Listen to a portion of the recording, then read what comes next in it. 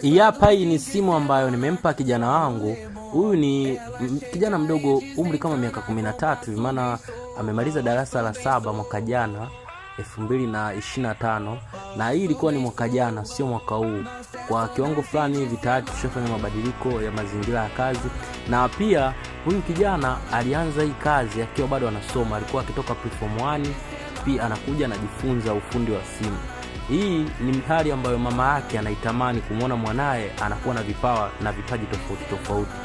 Inamsaidia sana kwamba ana imani kwamba mwanae atakuja kuwa vizuri zaidi baadaye.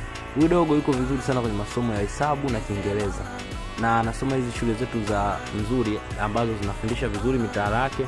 Pia ni dogo ambaye kiukweli ni mbunifu na nimekaa naye sijajutia. Ni dogo ambaye hii simu nilimpa aibomoe, alafu baada hapo aiunganishe kila kitu mwenyewe bila kumsaidia chochote. Uwezi amini, huyu ni kijana ambaye nimemfundisha hata mwezi mmoja sijamaliza.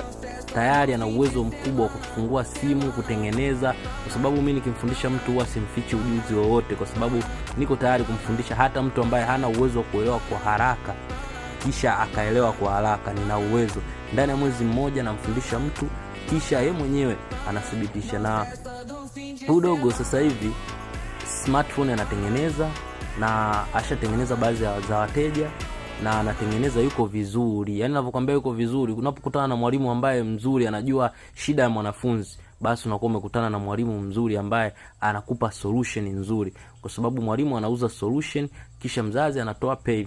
Baada ya kumaliza simu kuitengeneza, nikampa zawadi ya pipi, nikamwambia dogo, umejitahidi, ongeza bidii, ongeza juhudi. Dogo unajua na dogo unaweza. Na huu sio wa kwanza, nina vijana wengi, nitakuwa na waposti vijana tofauti tofauti.